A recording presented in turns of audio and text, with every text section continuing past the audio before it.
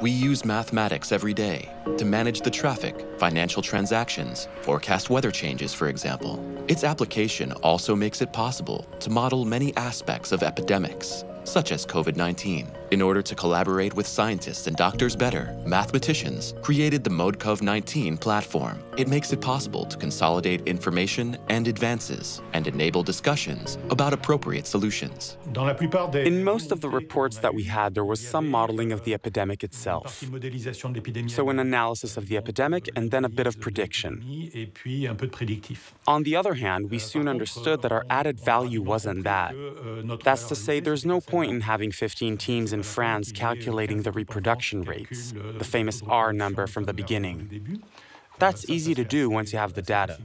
On the other hand, something that was extremely important was to understand everything that was going on around the epidemic, such as how to reduce contacts, how to measure contacts, how to model contacts, how to model the ventilation of a room in order to get a proper understanding of all these things. So a whole lot of things that aren't about modeling the epidemic itself, but modeling anything that has an impact on transmission. At the École Normale Supérieure in Paris, we have an appointment with Bertrand Maury, a specialist in applied mathematics. He's interested in finding out how the virus spreads in a closed environment. To do this, he uses two fields conducive to solving concrete problems: linear algebra and graph theory.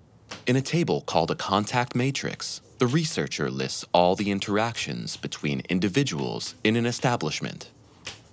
So the idea is to work, for example, at the level of a high school, a college, a company, or a university, with a number of people, which could be in the order of a few dozen, a few hundred, or even a few thousand. In this way, Bertrand Maury can represent concrete situations encountered in a school, for example. What happens if an infected student enters a classroom? What would be the spread within a building? For each schedule studied, the researcher obtains a number, a probability that assesses the risk of contamination. From the moment we have this number, where we have this correspondence between a choice of schedule and this number, which estimates the risk, the establishment's ability to resist the epidemic, it allows us, quite simply, to compare different organizational choices. So this will help people, or at least we hope that it will help them, to develop schedules that are less risky in epidemiological terms. At the Paris-Descartes University, Antoine Chambaz and his colleagues are working directly with the Kremlin-Bicêtre Hospital to improve the care of patients with COVID-19. Doctors collect a great deal of data in their departments. They then contact the mathematicians who interpret it. So they made, if you can imagine it, a gigantic spreadsheet containing descriptions of the trajectories to hospital of all the patients who were eligible to enter the database. And then they contacted us and said, we have this data and we'd like you to help us build a tool that will make it possible to predict the future of patients, in the sense that we'd like to know, we'd like to anticipate whether patients will need to be admitted to intensive care or not. This object is called an algorithm, a program that will enter data, make calculations, and produce a result that will help doctors to make their decisions.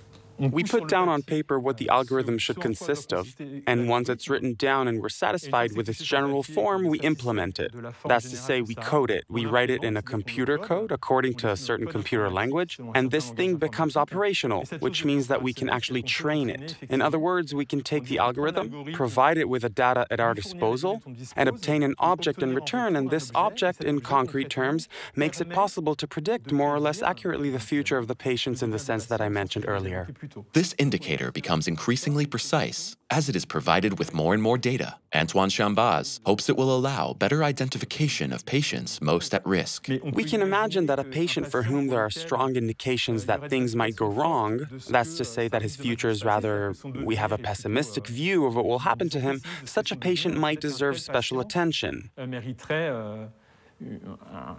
Whereas, on the contrary, a patient for whom the prediction is very optimistic, we might be able to say to ourselves, all right, we'll keep an eye on him, but there may not be the same urgency to take care of that patient. The aim aim is really to circulate information, to get people talking, and to bring researchers together around very, very broad themes concerning COVID. So not only monitoring the epidemic, but models for resource management, models for understanding, and for transmission chains, for example. So we have various activities, but the main goal is really to get people together, including people who are not used to meeting each other, who come from very different backgrounds. Either they're physicists, mathematicians, or biologists, who aren't necessarily in the habit of talking together, and to bring out new work, which can help in the management of the crisis. COVID-19 has changed the mathematical models of pandemics, giving rise to new questions, such as how to improve their reliability and how to find new digital applications to enable better forecasting. A rich seam of research topics for mathematicians who hope to gain a better understanding of the ongoing epidemic and to provide viable solutions in response to the crisis.